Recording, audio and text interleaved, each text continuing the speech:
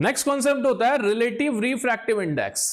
The ratio of refractive indices of two media is known as relative refractive index of those two media.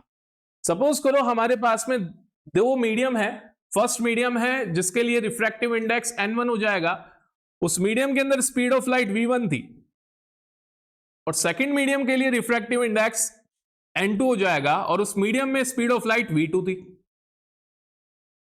अब इन दोनों refractive indices का ratio क्या कहलाता है? Relative refractive index.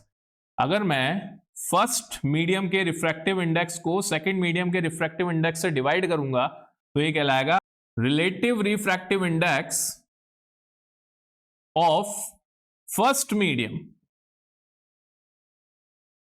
With respect to second medium.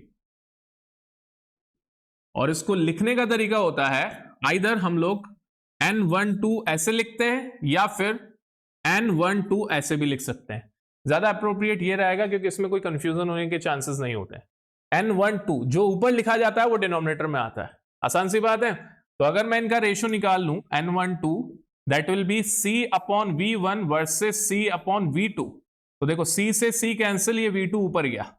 तो technically the relative refractive index of first medium with respect to second medium is the ratio of the speeds of light in second medium versus first medium। उल्टा हो जाता है। अब अगर मैं इसको open कर दूं इस पार्ट को, तो इस पार्ट को ओपन करने के बाद में कैसा दिखाई देगा? n1 upon n2। So technically आपका एक रिलेशन ये भी आता है कि n1 upon n2 is equal to v2 upon v1। और यहां से आप एक बहुत अच्छी ऑब्जर्वेशन निकाल सकते हो कि n is inversely proportional to v होता है। यहां से भी निकल रही थी और पहले भी निकल रही थी। Refractive index is inversely proportional to the velocity of light. तभी मैंने बोला था ना, higher the refractive index means slower the speed of light in that medium.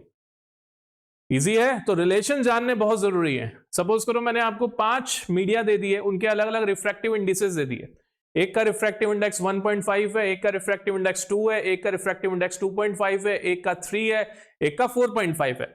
उनमें से सबसे ज्यादा स्पीड किसमें होगी? जिसका रिफ्रैक्टिव इंडेक्स सबसे कम है। उनमें से सबसे कम स्पीड लाइट की किसमें होगी? जिसका रिफ्रैक्टिव इंडेक्स सबसे ज्यादा है। तो आप डायरेक्टली डिड्यूस कर सकते हो विदाउट डूइंग द कैलकुलेशन। आसान सी बात है। ऑन दी अदर हैंड मैंने अभी क्या निकाला? n1 bye n2। बट अगर मैं n2 बाय n1 निकालूं तो पहली बात तो उसको मैं रिप्रेजेंट कैसे करूंगा? n21 से। इसको बोला कैसे जाएगा? The relative refractive index of second medium with respect to the first medium.